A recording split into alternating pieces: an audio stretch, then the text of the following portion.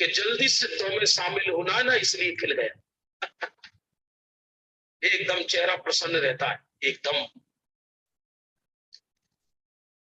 तो ये मेरा स्वरूप, हाँ, जड़ की क्रिया, स्वभाव क्रिया, भेद विज्ञान की।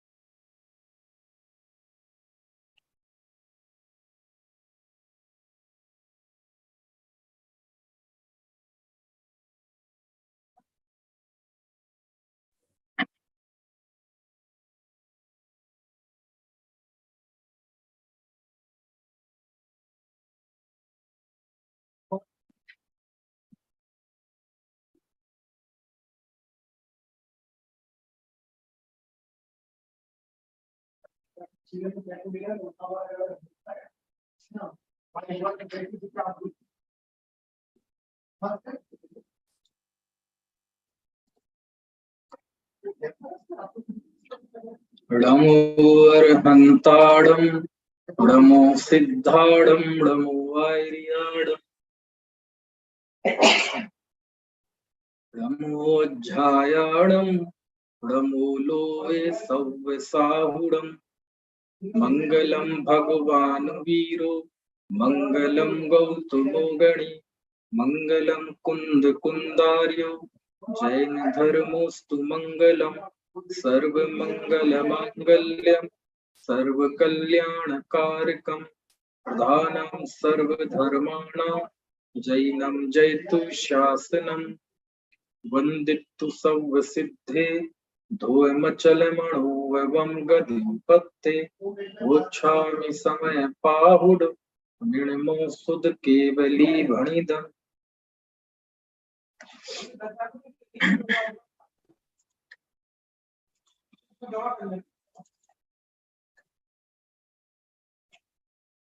समय पाहुड़, समय साथ, आचार्य कुंद कुंद भगवान की अनुपम रचना। पिछली कक्षा में 49 नंबर की गाथा पर हमने बात की थी।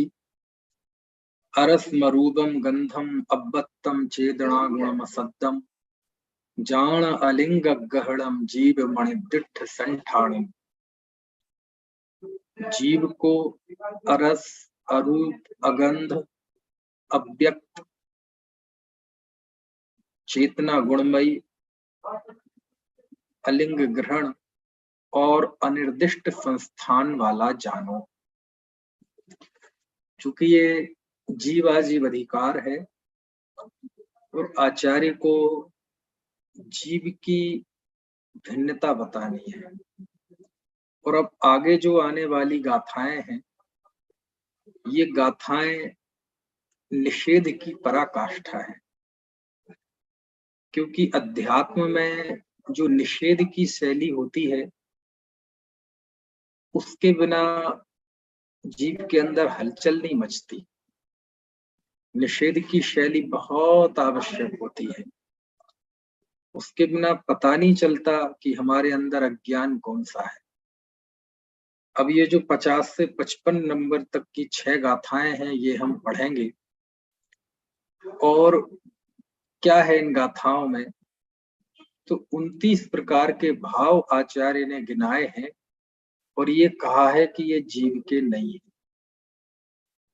अब आप जरा गौर करेंगे कि इन 29 प्रकार के भाव में क्या क्या है? सारी दुनिया इन 29 प्रकार के भावों में आ जाती है। तो एक बार पढ़ते हैं इन गाथाओं को। बहुत जबरदस्त गाथाएं हैं, 50 से 55 नंबर तक की ये 6 गाथाएं। जीवस्थिवंडो णविगंधो णविरसो णवियफासो णविरूपं णशरीरं णविसंठाणं णसंहरणम् जीवस्थिरागो णविदोषो णेवविज्यते मोहो णोपच्चयाणकम्मं णोकम्मं चाविषेणद्धि जीवस्थिबग्गो णवग्गणाणेव फड्डयाकेयी णो अज्जपट्ठाणा णेवय अणुभागठाणाणि जीवस्थिकेयी जो यट्ठाणाण बंधठाणावा णेवय उदयट्ठाणा णवग्गणट्ठाणयाकेयी रोठिदि बंधठाणा जीवस्ण संकिलेश ठाणावा णेव विसोहिट्ठाणा रो संजल्लद्दिठाणावा णेवय जीवट्ठाणा णगुणट्ठाणाय अत्थि जीवस् जेणिदु एदे सव्वे ओगल दब्बस्य परिणामा। ओ देखो क्या लिखते हैं आचार्य, देखना गाथाओं को देखना।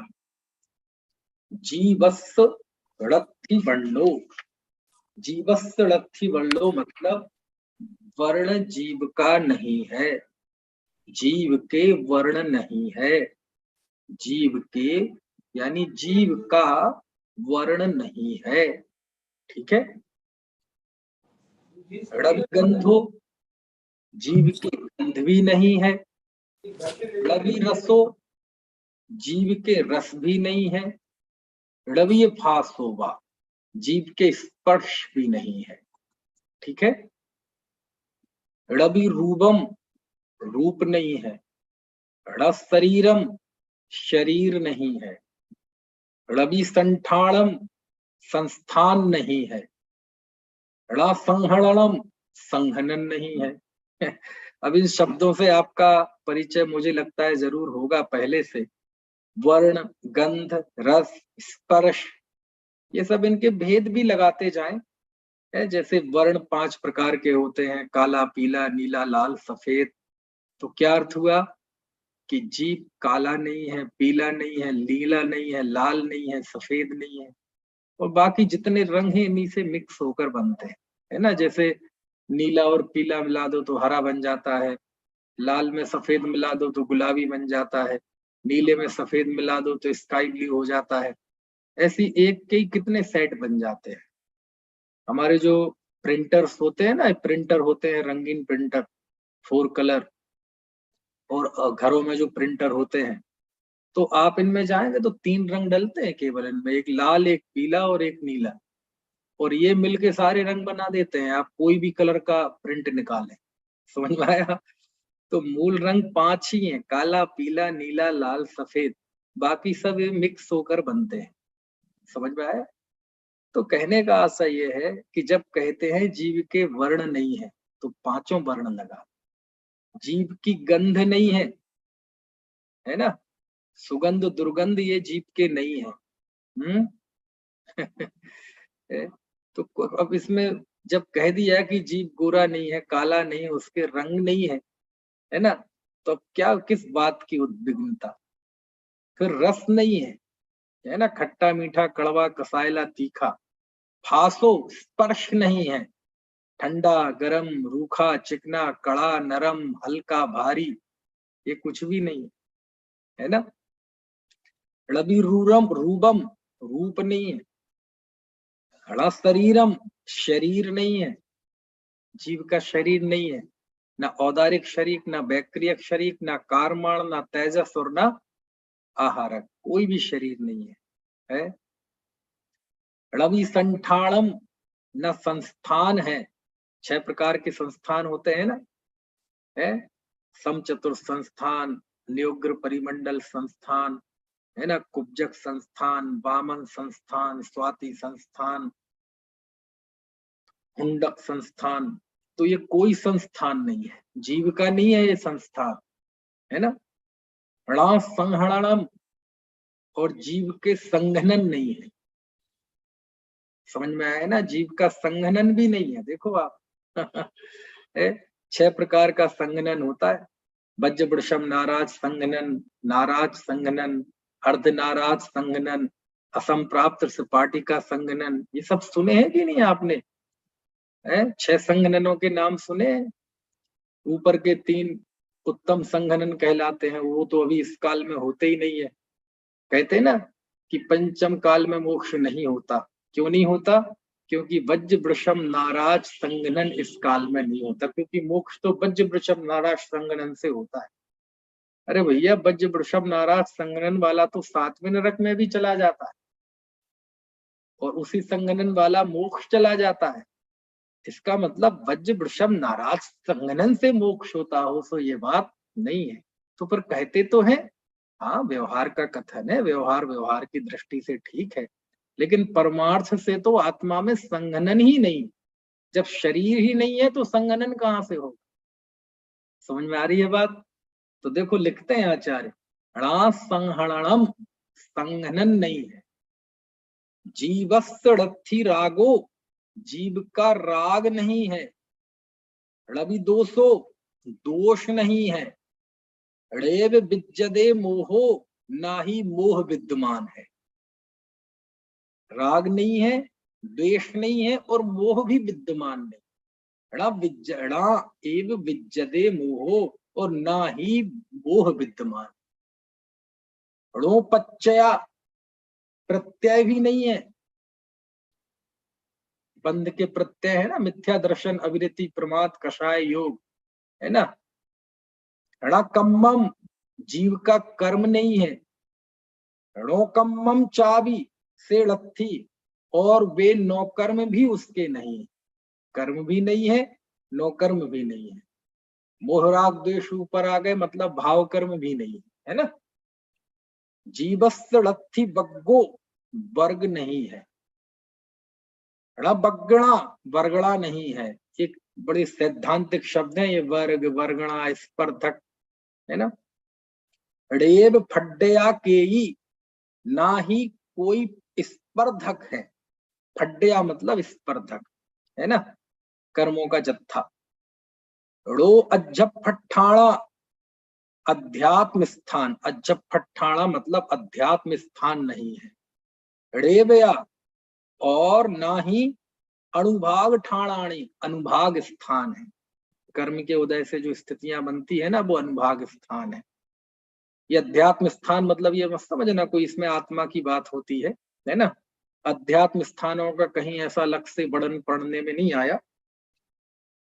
जीवस्ती के जोयठाणा, जीव के कोई योग स्थान भी नहीं है। णा बंधक ठाणा वा, जीव के कोई बंध स्थान भी नहीं है। ड़ेबया उदय ठाणा, जीव के कोई उदय स्थान भी नहीं है। णा मग्गड़ ठाणया केई, और ना कोई मार्गणा स्थान है।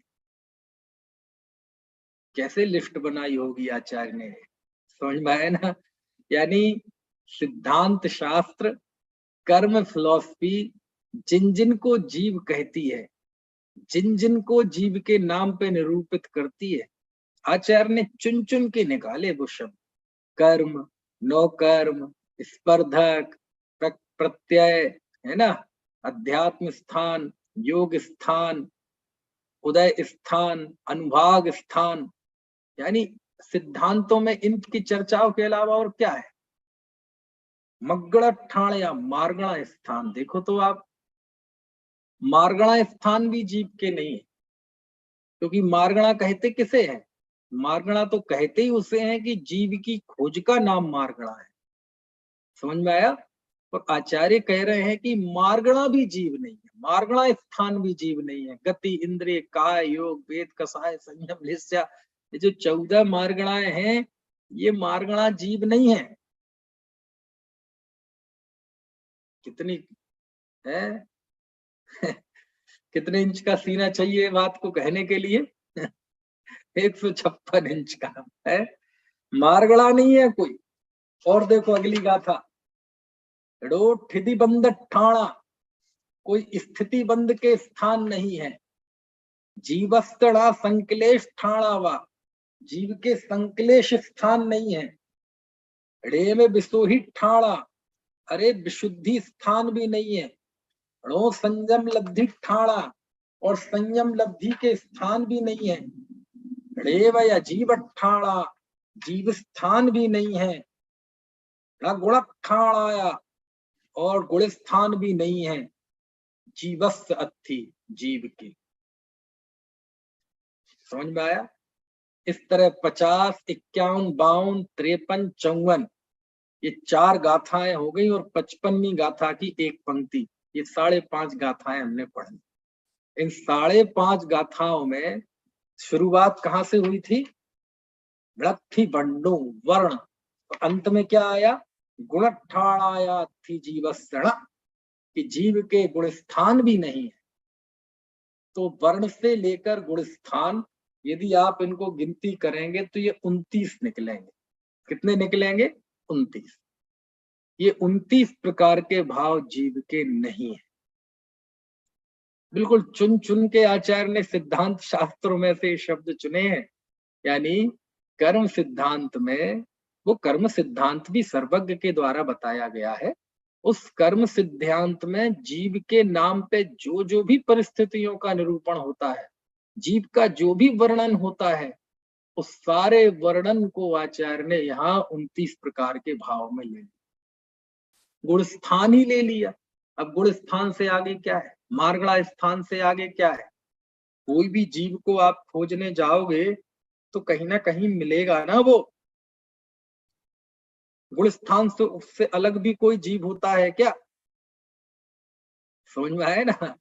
मिथ्या दृष्टि होगा तो पहले 3 गुण स्थान, सम्यक दृष्टि होगा तो 4था गुण स्थान, देशवृत्ति होगा तो 5वां गुण स्थान, मुनि होगा सकल संयम का धारी तो 6वां 7वां गुण स्थान, श्रेणी वाले हो गए तो 8वां 9वां 10वां 11वां, अथवा 8वां 9वां 10वां 12वां, केवली होंगे तो 13वां गुण स्थान, अयोगी होंगे तो 14वां गुण स्थान।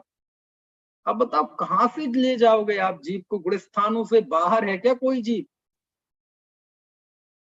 समझ में आया ना? मार्गणाओं से बाहर है क्या कोई जीव? लेकिन आचार्य ने कहा ये सब भाव जीव नहीं है। हे आचार्य देव, अब आप कृपा करके ये बता दीजिए कि ये जीव के नहीं है तो किसके हैं फिर ये? तो अंतिम पंक्ति देखो, 55वीं गाथा की दूसरी लाइन, जेड़दु वेदे सब्बे पोगल दबस परिणामा, क्योंकि ये सब तो पुद्गल द्रव्य के परिणाम है। ओहो पुद्गल द्रव्य के परिणाम है आचार्य? क्या कह रहे हैं आप? पुद्गल द्रव्य के परिणाम है? चलो, रूप, रस, गंध, स्पर्श, शरीर, कर्म, नौकर्म, इनको आप कहते हैं कि पुद्गल द्रव्य के परिणाम है। चलो हम मान लेते हैं कुछ देर के लिए, मोहराग देश भी पुद्गल द्रव्य के परिणाम है, मार्गणा भी पुद्गल द्रव्य के परिणाम है, गुणस्थान भी पुद्गल द्रव्य के परिणाम है। परिणाम मतलब पुद्गल द्रव्य की अवस्थाएं हैं ये सब। आचार्य क्या कह रहे हैं? हमें तो कुछ समझ में नहीं आ रहा है। थोड़ा समझाओ आप इस बात को कि ये पुद्गल द्रव्य के परिणाम कैसे हैं। यानी हमारे पूर्वाचार्यों ने जो कहा है कि जीव की अवस्थाएं विशेष उनका नाम गुणस्थान है, जीव की खोज का नाम मार्गणा है, वो सब झूठी बातें हैं क्या? अरे भाई, वो तो वो आचार्य पहले ही बताए हैं कि व्यवहार से कहे हैं। समझ में आया? लेकिन व्यवहार से कहे हैं यहाँ तक तो बात ठीक थी, लेकिन आप तो बहुत आगे बढ़ गए आचार्य। आप तो कह रहे हैं ये पुद्गल के परिणाम। अभी आपने अध्यवसान आदि 8 प्रकार के भावों को भी पुद्गल द्रव्य का परिणाम कहा था। आया था ना 39 से 43 गाथा तक, वहां आपने 8 प्रकार की मान्यताओं को उपस्थित किया था कि कितने ही जीव अध्यवसानों को आत्मा मानते हैं, कितने ही जीव अनुभाग को आत्मा मानते हैं, तीव्र मंद, कितने ही जीव शरीर को आत्मा मानते हैं। वहां आपने कहा था कि ये सब पुद्गल द्रव्य के परिणामों से निष्पन्न है। लेकिन यहाँ तो आचार्य गुणस्थान आ गए, यहाँ तो मार्गणा स्थान आ गए, ये भी आत्मा नहीं है क्या? ये भी पुद्गल द्रव्य की पर्याय है। आचार्य देव ये बात कुछ समझ में नहीं आ रही। प्रश्न ये है कि ये सब पुद्गल द्रव्य के परिणाम कैसे है, ये सब पुद्गल द्रव्य की अवस्था कैसे है? ये एक बहुत बड़ा प्रश्न है। जब भी समय सार की बात होती है तो ये एक बहुत बड़ा प्रश्न हमारे सामने उपस्थित होता है कि हे आचार्य देव, ये सब पुद्गल के परिणाम कैसे हैं? समझ में आया ना? ऐसे जबरदस्त है। एक बार पहले इन गाथाओं को पढ़ लो, फिर अपन इस पे और थोड़ी बात करते हैं। एक बार पूरी सारी लिस्ट हमारे दिमाग में एक बार फिर से अपडेट हो जाए। देखो, जीवस्तड़थिवंडो णविगंधो णविरसो णवियफासो णविरूपं न शरीरं णविसंठाणं न संहरणं जीवस्सणथिरागो णविदोषोड़े विविज्यते मोहो णोपच्चयाणकम्मं णोकम्मं चाविषेणद्धि जीवस्सणथिवग्गो णवग्गणाणेव फड्डयाकेयी णो अज्जपट्ठाणा णेवय अणुभागठाणानि जीवस्सणथिकेयी जो यठाणाण बंद ठाणा वा णेवय उदय ठाणा णमग्गण ठाणया केयी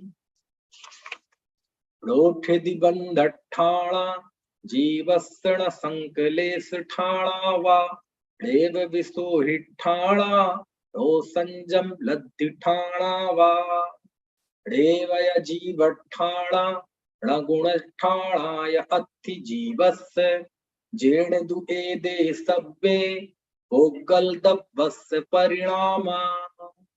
है नहीं खतरनाक बात? ये सब पुद्गल की पर्याय है। अब पुद्गल की पर्याय जानना है तो जरा हमें पुद्गल का लक्षण जानना पड़ेगा। समझ में आया? तो मैं आपसे पूछता हूं कि पुद्गल कहते किसे हैं? तो आप सब बता देंगे कि जिसमें स्पर्श रस गंध वर्ण होता है वह पुद्गल है। स्पर्श रस गंध वर्ण बनता पुद्गल। ये तत्वार सूत्र का वचन है, अमर वचन है। अब जरा इसमें ढूंढने जाओ कि यहाँ स्पर्श रस गंध वर्ण कहाँ है। समझ में आया? गुण स्थानों में स्पर्श रस गंध वर्ण है, मार्गणाओं में स्पर्श रस गंध वर्ण है। और आप देखो मार्गणाओं में क्या क्या है? गति, चलो गति को तो हम कह देंगे एक बार कि ये पुद्गल है। इंद्रिय, इंद्रिय को कह देंगे पुद्गल है। गति इंद्रिय। काय, चलो काय को हम कह देंगे पुद्गल है। योग, योग को कह देंगे पुद्गल है। लेकिन मार्गणाओं में ज्ञान मार्गणा भी,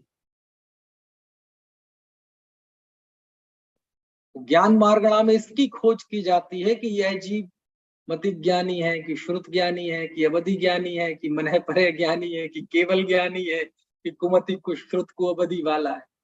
तो जीव की खोज का नाम मार्गणा है। एक दर्शन मार्गणा है जिसमें यह देखा जाता है इस जीव को चक्षु दर्शन है कि चक्षु दर्शन है कि अवधि दर्शन है कि केवल दर्शन। सम्यक तो मार्गणा है जिसमें यह देखा जाता है कि ये सम्यक दृष्टि है कि मिथ्या दृष्टि है, और सम्यक दृष्टि है तो कौन सा सम्यक दृष्टि है। लिस्या, लिस्या देखी जाती है। और 20 प्रूपणाओं में तो उपयोग प्रूपणा है ये। और 24 ठाणा देखा जाए तो और विषय बढ़ जाएगा। समझ में आया ना? तो हे आचार्य देव, ये मार्गणाओं में गति इंद्रिय काय योग को तो हम चलो आप कह रहे हैं मान लेंगे पुद्गल द्रव्य के परिणाम है, लेकिन केवल ज्ञान, गुणस्थान, छपक श्रेणी, उपशम श्रेणी, 12वें गुणस्थान का नाम क्षीणमोह गुणस्थान, आप इन सब जब को पुद्गल पर्याय कहते हैं, पुद्गल का परिणाम कह रहे हैं, तो हमें कृपया बताइए कि इसमें स्पर्श कहाँ है, रस कहाँ है, गंध कहाँ है, वर्ण कहाँ है? गुण स्थान में कोई बदबू आती है? गुण स्थानों में से कोई सुगंध आती है? गुण स्थान कोई ऐसी छूने की चीज है कि हम देखें गुण स्थान हल्का है कि भारी है, ठंडा है कि गर्म है, रूखा है कि चिकना है, कड़ा है कि नरम है? ऐसा करो। पुद्गल के परिणाम है तो गुण स्थानों को पुद्गल के दृष्टि से थोड़ा बंटवारा कर लो, है कि पहले 3 गुण स्थान मिथ्यात्व के हैं तो ये काले हैं, ऊपर के गुण स्थान चौथे 5 में नीले हैं, छठवें 7 में पीले हैं। ऐसा कोई कर सकते हैं आप विवेचन? जब इसमें पुद्गल है तो कर लो कि इतने गुण स्थान सुगंध युक्त हैं, इतने गुण स्थान दुर्गंध युक्त हैं। ऐसा कर सकते हैं। स्पर्श देख लो कि इतने गुण स्थान हल्के हैं, इतने गुण स्थान भारी हैं, इतने है ना कड़े हैं, इतने नरम हैं। ऐसा कुछ कर सकते हैं? इतने स्निग्ध हैं, इतने रुक्ष हैं। ऐसा कुछ किया जा सकता है? नहीं किया जा सकता। चलो टेस्ट कर लो स्वाद, क्योंकि पुद्गल है ना ये तो, कि इतने गुण स्थान कड़वे हैं, इतने गुण स्थान कषायले हैं, इतने गुण स्थान खट्टे हैं, इतने गुण स्थान मीठे हैं, इतने गुण स्थान तीखे। कर लो ऐसा कोई विवेचन, कोई ऐसा बंटवारा कर लो। समझ में आती है बात? लेकिन आचार्य तो कहते हैं ये सब पुद्गल द्रव्य के परिणाम है। कर्म नो कर्म हम मान लेंगे पुद्गल द्रव्य के परिणाम है, लेकिन ये सारे गुण स्थान पुद्गल द्रव्य के परिणाम है। अरे परिभाषा ही ये है गोमठ सार में, है कि जीव के श्रद्धा और है ना मोह और योग के निमित्त से होने वाली जीव के श्रद्धा और चारित्र गुण की तारतम्य रूप अवस्थाओं का नाम गुण स्थान। जब गुण स्थान की परिभाषा में जीव है, जीव के गुण स्थान होते हैं, मार्गणा जीव की खोज का नाम है, और आचार्य आप कह रहे हैं ये पुद्गल द्रव्य के परिणाम है। ये बात हमें कुछ समझ में नहीं आती। और हमें नहीं आचार्य, हम जैसे बहुत सारे हमसे बड़े बड़े ज्ञानी धर्मात्माओं को, पंडितों को, विद्वानों को, मनीषियों को ये बात समझ में नहीं आती कि ये पुद्गल द्रव्य के परिणाम कैसे हैं। कहाँ है इसमें स्पर्श रस गंध वर्ण? समझ में आया? लिखा देखो, जेड़ु वेदे सब्बे पुद्गल तब्बस परिणामा, क्योंकि ये सभी तो पुद्गल द्रव्य के परिणाम।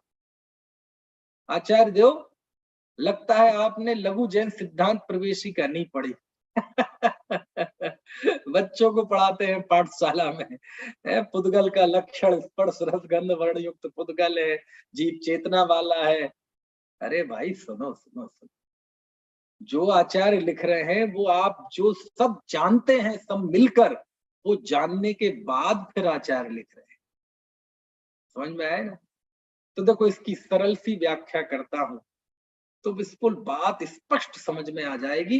यहाँ पुद्गल का मतलब ये नहीं है कि आप उसमें खट्टा मीठा कड़वा कषायला तीखा ढूंढने लगे। अरे एक पुद्गल का एक लक्षण और भी तो है, और वो लक्षण क्या है? पूर्ण गलन। जो पूर्ण गलन स्वभावी है वह पुद्गल है। क्या मतलब हुआ? पूर्ण मतलब जो मिलता है, और गलन मतलब जो पृथक पृथक होता है, जो बनता है, जो बिगड़ता है, मिलता है, बिछुड़ता है, उसे पुद्गल कहते हैं। अच्छा, धर्म द्रव्य मिलता है बिछुड़ता है? नहीं। अधर्म द्रव्य मिलता है बिछुड़ता है? नहीं। आकाश द्रव्य मिलता है बिछुड़ता है? नहीं। काल द्रव्य मिलता है बिछुड़ता है? नहीं। पुद्गल द्रव्य बिछुड़ता है और मिलता है? हाँ, पुद्गल द्रव्य बिछुड़ता है और मिलता है।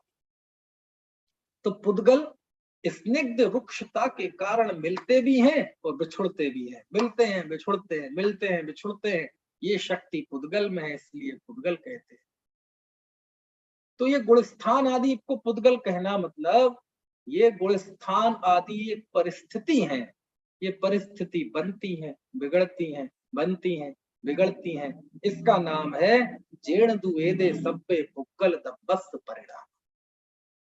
मिथ्यात्व गुण स्थान बना और फिर बिगड़ गया। बिगड़ गया मतलब यहाँ खराब हो गया नहीं, बिगड़ गया मतलब मिथ्यात्व गुण स्थान बना, वह जीव सम्यक प्राप्त कर लिया तो वह गुण स्थान नष्ट हो गया। इसका नाम है जेण दुवेदे सब्बे पुग्गल दब्बस परिणाम। समझ में आया ना? बनता है, बिगड़ता है। सम्यक दृष्टि हुआ जी, चतुर्थ गुण स्थान हुआ, एक स्थिति बनी, एक परिस्थिति बनी, क्योंकि ये 14 के 14 गुण स्थान एक परिस्थिति है, और परिस्थिति निर्मित होती है। क्या होता है? परिस्थिति निर्मित होती है, और जिस चीज का निर्माण होता है वो एक समय बाद ये संयोग आदि की स्थिति समाप्त हो जाती है। तो चूंकि ये गुण स्थान एक परिस्थिति है, चौथा गुण स्थान एक परिस्थिति है, समझ में आए ना? जो भी चौथे गुण स्थान में आएगा वो अनंत काल तक नहीं रहेगा उस परिस्थिति में। तो चौथा गुण स्थान बना और बिगड़ गया। और पुद्गल का लक्षण क्या है? बनना, बिगड़ना। इसलिए क्या है? जेण दुवेदे सब्बे पुग्गल दब्बस परिणाम। गृहस्थ हुआ जीव, अणुव्रत अंगीकार किए, प्रतिमाएं धारण की, अणुव्रत लिए, गुणव्रत लिए, शिक्षा व्रत लिए, लेकिन अनंत काल तक नहीं रहेगी स्थिति। स्थिति ये बनी है और फिर इसके बाद स्थिति विघटित हो जाएगी। जेण दुवेदे सब्बे पुग्गल दब्बस परिणाम। पुद्गल का लक्षण क्या है? जो बनता है, बिखरता है, मिलता है, बिखरता है, मिलता है, बिखरता है, उसका नाम पुद्गल है। ये 14 के 14 गुण स्थान बनते हैं, बिगड़ते हैं, इसका नाम है कि ये पुद्गल द्रव्य के परिणाम। इसमें पुद्गलपना क्या है? इसमें पुद्गलपना मतलब स्पर्श रस गंध वर्ण नहीं देखने जाना, नहीं तो परेशान हो जाओगे। इसमें पुद्गलपना देखना है, मतलब मिलना बिछुड़ना देखना है। और ये जो 29 प्रकार के भाव आचार्य ने पूरे लिस्ट किया है, ये सारे 29 प्रकार के भाव एक कंडीशन को लिए हैं, एक परिस्थिति को लिए हैं।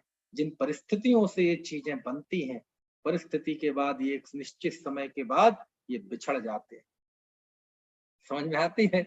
जैसे कोई मनुष्य हुआ, तो मनुष्य एक परिस्थिति है। मनुष्य आयु कर्म है, आयु कर्म के वह कुछ निषेक लेकर आया है। मनुष्य गति है और पंचेंद्रिय है, ये सब नाम कर्म की स्थितियां हैं। ये शरीर बना है, तो सारी स्थिति बन के ये खड़ा हुआ ना। और ज्यों ही आयु समाप्त होगी, ये सारी चीजें बिखर जाएंगी। ये शरीर कहीं चला जाएगा, वो कर्म कहीं चले जाएंगे, नो कर्म कहीं चले जाएंगे कि नहीं? बिला बिछड़ा। तो जैसे शरीर बनता है, बिगड़ता है, ये परिस्थिति बनती है, बिगड़ती है, ऐसे ही मोह कर्म का उदय आया, जीव के मोह का परिणाम हुआ, कभी कम हुआ, कभी ज्यादा हुआ, वह मोह उदय में फल दे के चला गया, तो यह जीव का परिणाम भी चला गया। परिस्थिति एक बनी थी, फिर बिखर गई। इसका नाम है जेण दुवेदे सब्बे पुग्गल दब्बस परिणाम। कोई जीव मुनि बन गया, छिका मंडल ले लिए, ग्रह छोड़ दिया, महाव्रत अंगीकार कर लिए, 6 आवश्यकों का पालन करने लगा जी, 5 इंद्रिय विजय हो गई, 7 शेष गुण हो गए, नग्न हो गया, अनियत विहारी हो गया जी, हो गया कि नहीं? लेकिन वो अनंत काल तक मुनि नहीं रहेगा। पिछी कमंडल अनंत काल तक रहने वाले नहीं है। एक परिस्थिति निर्मित हुई थी, एक स्थिति के बाद उस अवस्था का भी व्यय हो जाएगा। इसका नाम है जेण दुवेदे सब्बे पुग्गल दब्बस परिणाम, परिणाम अणत्पन्ना। समझ में आए ना? ऐसा वह जीव फिर श्रेणी में चढ़ा, क्षपक श्रेणी चढ़ा, 12वें गुण स्थान में पहुंच गया। लेकिन 12वां गुण स्थान भी एक कंडीशन है कि जो अभी बनी है, कुछ देर बाद, अंतर मुहूर्त बाद नष्ट हो जाएगी वो कंडीशन। फिर वह 12वां गुण स्थान नहीं रहेगा। एक परिस्थिति बनी थी, बिगड़ जाएगी मतलब बिगड़ने शब्द से ऐसा अर्थ मत लेना खराब हो जाएगी। बिगड़ना मतलब वो है ना, व्यय हो जाएगा उसका। इसलिए लिखा जेण दुवेदे सब्बे पुग्गल दब्बस परिणाम। इसका नाम है बनना बिछुड़ना, बनना बिछुड़ना, मिलना बिछुड़ना, मिलना बिछुड़ना। इसलिए ये पुद्गल है। समझ में आया ना? 13वां गुण स्थान संयोग केवली गुण स्थान, जीव तीर्थंकर हुआ। अनंत काल पहले तीर्थंकर नहीं था, आज तीर्थंकर है, कुछ समय बाद तीर्थंकर नहीं रहे। आज सिमंदर भगवान तीर्थंकर के रूप में विराजमान है कि नहीं है? लेकिन अनादिकाल से थे क्या? नहीं। एक परिस्थिति निर्मित हुई, पंच कल्याणक हुए, गर्भ में आए, रत्न बरसे, है ना, जन्म हुआ, अभिषेक हुआ, तांडव नृत्य हुआ, बाद में दीक्षा ली, पालकी उठाई गई, देवों और मानवों का विवाद भी हुआ, अंततः तप हुआ, हुआ कि नहीं?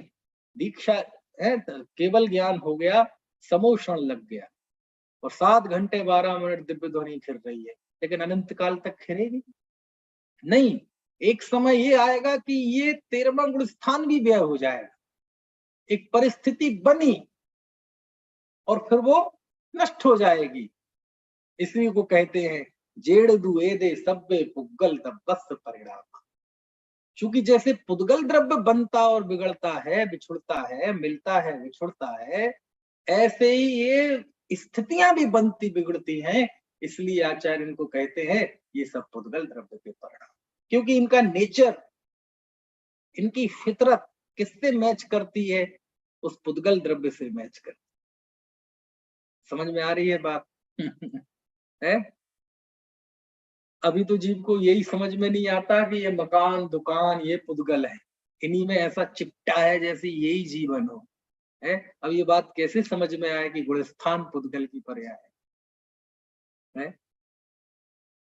ऐसा देखो क्या लिखा, जेड़ दुएदे सब्बे पुग्गल दब्बस परिणामा, क्योंकि ये सभी तो पुद्गल द्रव्य के। और ये जो मैं व्याख्या कर रहा हूं, वो व्याख्या ऐसा नहीं है कि कोई मैं मन से कर रहा हूं। है? बोलो पुद्गल का ये जो लक्षण है मैंने मन से बनाया है? शास्त्रों में सैकड़ों जगह आया है कि नहीं, पूयंती गलंती थी पुद्गला। इतना ही नहीं, ये जो हमारा द्वादशांग है, अब बहुत ठोस आगम प्रमाण देता हूं मैं आपको। जो द्वादशांग है, 12 अंगों में 12वें अंग में 14 पूर्व है, सूत्र परिकर्म प्रथमानियोग पूर्वगत और चूलिका, तो उसमें 14 पूर्व है। 14 पूर्व में एक आत्म प्रवाद नाम का पूर्व है। कौन सा? आत्म प्रवाद नाम का 26 करोड़ पद है उसमें, और उस आत्म प्रवाद पूर्व में जीव का वर्णन। और जब हम शास्त्र में गए और ये जानना चाहा कि इस आत्म प्रवाद पूर्व का विषय क्या है, इस आत्म प्रवाद पूर्व में वर्णन किसका है, तो वहां मुझे इसका प्रमाण मिला। जो मैं व्याख्या कर रहा हूं, उस व्याख्या का वो बहुत जबरदस्त आधार है। समझ में आया ना? क्योंकि कुंद देव लिख रहे हैं कि ये सब पुद्गल के परिणाम है, तो एकदम चौंक जाता है जी कि पुद्गल के परिणाम कैसे हो सकते हैं? स्पर्श रस गंध वर्ण कहाँ है इसमें? तो कहते तुम देखते क्यों इसमें स्पर्श रस गंध वर्ण? देखने की जरूरत नहीं है। इनका पुद्गलपना ये है कि ये पुद्गल की तरह व्यवहार करते हैं, ये पुद्गल की तरह इनकी आदतें हैं।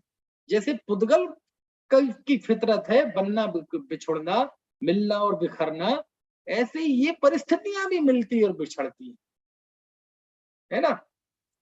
और ये बात लिखी कि जो आत्म प्रवाद नाम का पूर्व है 26 करोड़ पदों में निर्मित, जिसकी रचना गौतम स्वामी ने की थी, जब उसका विषय में पढ़ने गया आगम में, तो उसका विषय लिखा था कि इसमें इस बात का वर्णन है कि जीव करता है, भोगता है, वक्ता है, ऐसे कई विशेषण लिखे, और उसमें एक विशेषण आया कि जीव पुद्गल है।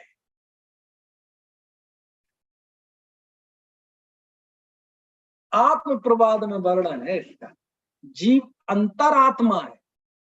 इसमें वो और विशेषण आया, जीव जंतु है। जंतु तो समझते ना आप, आमतौर पे हम सोचते हैं जंतु मतलब क्या बोलते हैं, जूलॉजी। जंतु विज्ञान, हम कीड़े मकोड़ों इनको जंतु बोलते हैं। वहां लिखा जीव जंतु है, संसारी प्राणी को जंतु बोलते हैं। समझ में है? तो उसमें आया कि जीव पुद्गल है। तो प्रश्न पुद्गल क्यों है? तो कहते जैसे पुद्गल मिलता बिछड़ता है, मिलता बिछड़ता है, मिलता है बिखरता है, ऐसे जीव भी अपने राग द्वेष परिणामों के द्वारा कर्मों को ग्रहण करता है और छोड़ता है। बस इसका नाम है जीव पुद्गल है। देखो ऐसी विवक्षाएं आती है, विवक्षा समझनी पड़ेगी, नहीं तो पक पक पे बहुत कठिनाई होगी। ऐसा ऐसा आत्म प्रवाद नाम के 7वें पूर्व में वर्णन है कि जीव पुद्गल है। अब कोई कहे कि जीव पुद्गल कैसे हो सकता है? ऐसे हो सकता है जैसे मैं बता रहा हूं, क्योंकि हमें पुद्गल का एक अर्थ है। स्वयं पुद्गल का अर्थ क्या है? जो मिलता हो और बिखरता हो। अब जीव संसार अवस्था में रहते हुए मिलता भी है, बिखरता भी है, बस इस अपेक्षा से वह पुद्गल है। समझ में आया ना? अब वहां तो ऐसा लगा जीव अंतरात्मा है। अब जीव अंतरात्मा कैसे है? अंतरात्मा को छेड़ाला वाला अंतरात्मा नहीं, मोक्ष पहाड़ और समाधि तंत्र में जो अंतरात्मा लिखा वो नहीं, कि जिसने देह और आत्मा को भिन्न भिन्न जान लिया है, ऐसा सम्यक दृष्टि धर्मात्मा अंतरात्मा, वो नहीं। वहां अंतरात्मा का अर्थ किया 8 कर्मों के बीच में अंतर में जो रहता है वो अंतरात्मा है। अब जीव संसार अवस्था में 8 कर्मों के बीच में रहता है तो वो अंतरात्मा है। जीव संसार में भ्रमण करता है इसलिए वो जंतु है। ऐसे सब प्रयोग आते हैं। जब अपन थोड़ा पढ़ते हैं या शास्त्र को खंगालते हैं तो ये सारी चीजें मिलती हैं, है ना। इसलिए अपन को पढ़ने की आदत डालना चाहिए। पढ़ते हैं तो हमारी सोच, हमारा दृष्टिकोण व्यापक होता है, हम अनर्थों से बचते हैं, आचार्यों के शब्दों के प्रयोग समझ में आते हैं। बहुत सारी अज्ञानता की निवृत्ति होती है, कैसे? पढ़ने से। और ये जब श्रोतावतार के व्याख्यान चले थे मेरे ऑनलाइन ही, उसमें जब द्वादशांग का विषय आया था कि 12 अंगों में क्या क्या है, 14 पूर्वों में क्या क्या है, तो इतना आनंद आया था पढ़ने में, इतना आनंद आया था कि देखो तो हमें पता ही नहीं आगम में क्या क्या, इतना सब कुछ है आगम में है।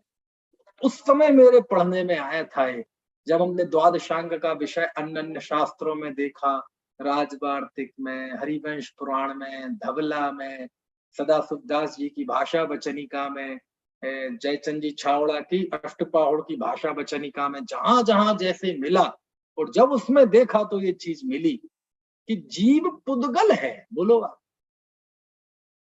क्यों? क्योंकि वो भी कर्मों को ग्रहण करता है और छोड़ता है। कैसा? जैसे पुद्गल द्रव्य छोड़ता है, मिलता है, बिछोड़ता है, ऐसी विवक्षाएं होती है। अब देखो कितनी सरल हो गई है गाथाएं। अब आपको दिमाग में, अरे यार इसमें स्पर्श रस गंध वर्ण कहाँ है, गुण स्थान में रूप रस गंध वर्ण कहाँ है? लगाओ बुद्धि। इतने गुण स्थान हल्के, इतने भारी, इतने गुण स्थान खट्टे, इतने मीठे, ऐसा कुछ भेद किया जा सकता है? बोले उपसम श्रेणी खट्टी, क्षपक श्रेणी मीठी, संयोग केवली खट्टा, अयोग केवली मीठा, चौथा गुण स्थान खट्टा, 5वां गुण स्थान मीठा, पहले 3 गुण स्थान कड़वे, ऐसा कुछ हो सकता है? नहीं, ये सब पुद्गल द्रव्य के परिणाम है।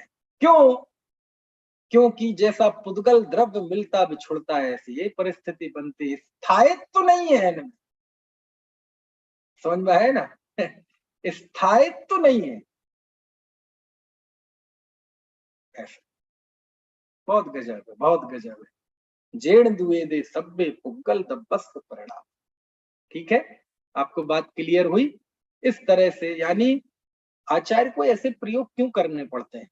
क्यों करने पड़ते हैं? 29 प्रकार के भावों को आचार्य ने बिल्कुल ऐसे पोटली में बांधा और समुद्र में फेंक दिया। क्या कह के? जेण दुए दे सब्बे पुग्गल दब्बस परिणाम। बिल्कुल ऐसे निकाल के फेंका जैसे दूध में से मक्खी निकाल के फेंक दे। ऐसे इन 29 प्रकार के भावों को जीव के नहीं है। ऐसा तो 29 बार कहा आचार्य ने, जीव के नहीं है, जीव के नहीं है। जीव सड़क बंडो लदी रूबो लभी शरीरो लभी फांसो, 29 बार कहा ये जीव के नहीं है। और फिर 100 सुनार की, 1 लोहार की, कि अंतिम चोट क्या मारी कि ये सब पुद्गल द्रव्य के परिणाम। ऐसा है। क्यों मारते हैं ऐसी चोट? और इसलिए कि जीव को परिस्थितियों से जो चिपटा रहता है, जीव जो परिस्थिति बनी उसमें तादात्म्य स्थापित कर लिया कि ये मैं हूं। तन उपजत अपनी उपज जान, तन नशत आपको नाशवान। मैं सुखी दुखी में रंग कराओ, मेरे धन ग्रह को धन प्रभाव। मेरे सुत्ती में सबल दीन बेरूप सुभग मूरख प्रवीण। जब अज्ञानी की इस कुटेव को आचार्य देखते हैं कि इसे बहुत समझाते हैं, बहुत इसको थोड़ा बहुत समझने की कोशिश भी करता है, अंदर में कुछ उतरता भी है, लेकिन कहीं ना कहीं किंतु परंतु अगर मगर इफ बट ना जाने किन किन रास्तों से ये फिर भी वही पर्याय मूर्खता की ओर मुड़ जाता है। तो आचार्य हाइडोज देते हैं, हाइडोज, क्योंकि आचार्य ने संकल्प लिया है कि मैं तुम्हें एकत्व विभक्त आत्मा दिखाऊंगा। तम एयत्त बेहत्तम दाए हम अपड़ो सभी बिड़ में दिखाऊंगा, और मैं उसमें कोई कसर नहीं छोड़ूंगा। आचार्य के ये सारा जो उपक्रम है, ये सारी जो जद्दोजहद है, ये केवल काय के लिए है? हमारे अंदर की जो कुटेव है, पर्याय मूर्ता है, परिस्थिति से चिपके रहने की जो है ना बुरी आदत है, अनादिकालीन ये जो गलत संस्कार पड़े हैं, आचार्य चाहते हैं हम स्वयं को परिस्थिति में न देखें, हम जीव को वस्तु स्थिति में देखें। क्योंकि मेरा स्वभाव, मेरी चेतना ये कोई परिस्थिति नहीं है कि ये बनी है और बिगड़ जाएगी, कम है ज्यादा हो जाएगी, ज्यादा है कम हो जाएगी। मैं तो चेतना में था, चेतना में हूँ, चेतना में रहूंगा। ये हमारे अंदर एहसास हो, इसलिए आचार्य इतने तगड़े तगड़े हाइडोज, इतने भयंकर भयंकर इंजेक्शन देते हैं। कैंसर इंजेक्शन जेड़ दुए दे सब्बे पुगल दब्बस परिणाम। समझ में आया ना? जब तक उद्देश्य को नहीं समझेंगे कथनों के, जब तक कथनों में छुपा हुआ आचार्य का गंभीर भाव नहीं समझेंगे और शब्दों को ही पकड़ेंगे, बताओ जी कह रहे पुद्गल की पर्याय, आचार्य को 6 द्रव्यों का ही ज्ञान नहीं है कि जीव पुद्गल धर्म धर्माकाश काल, पुद्गल तो स्पर्श रस गंध वर्ण बन होता है भाई। ये भाई सुन सुन सुन, ये जो तुम बोल रहे हो ना जीव पुद्गल धर्म धर्म आकाश काल 6 द्रव्य होते हैं, ये बात भी इस युग में पहली बार कुंद कुंद देव ने लिखी है। तुम उन्हें बता रहे हो 6 द्रव्य, पुद्गल द्रव्य की परिभाषा उन्हीं ने लिखे हैं पंचास्तिकाय और प्रवचन सार में 6 द्रव्यों के नाम। आज भी पूछा जाए जैन धर्म में 6 द्रव्य होते हैं, क्या प्रमाण है प्राचीन, तो आपको कुंद कुंद देव के चरणों में जाना पड़ेगा, उनके पहले किसी शास्त्र में लिखे ही नहीं 6 द्रव्य। आप उन्हें बता रहे हैं पुद्गल द्रव्य का लक्षण, पुद्गल द्रव्य की परिभाषा। शर्म नहीं आती, लज्जा नहीं आती? अरे वो सब जानते हैं भैया, सब पढ़ा है, उसके बाद ये कह रहे हैं कि ये पुद्गल द्रव्य का परिणाम है, ताकि हमारी इनके साथ जो आसक्ति की कुटेव है वो टूटे, है ना? इसलिए है ये। ठीक है, समझ में आ रहा है आपको? इस तरह से ये बात हुई। अब बाकी की बात अपन कल करेंगे, क्योंकि अभी मैं यहाँ 3 आज से 7 तारीख तक एक करेली जगह है मध्य प्रदेश के नरसिंहपुर जिले में, वहां पर आया हुआ हूँ। तो वहाँ 8 से 9 मेरा व्याख्यान होता है, तो फिर 9 के बाद 9:15 15 मिनट लगभग ये सेटअप में लग जाता है, दूसरी जगह जाना, तैयार करना। इसलिए अभी 2-3 दिन 7 तारीख को मैं यहाँ से निकलूंगा शाम को, तो उस समय तो ट्रेन में रहूंगा। तो कल परसों तरसों मतलब 5-6, आज 4 है ना? हाँ 4 है, तो 5-6 मतलब कल परसों ये 9:15 बजे से ही लगेगी क्लास। फिर 7 तारीख को तो क्लास होगी नहीं, फिर 8 को तो मैं घर पहुंच जाऊंगा, तो फिर अपने जो 9 बजे का टाइम है उससे ही होगी। ठीक है, आपको कोई प्रश्न हो तो पूछ लीजिए, बाकी की चर्चा कल करेंगे। पूछना है कुछ? चलिए। अनंत धर्मणस्तत्त्वम् पश्यन्ति प्रत्यगात्मनः अनेकांतमयी मूर्तिर् नित्यमेव प्रकाशता।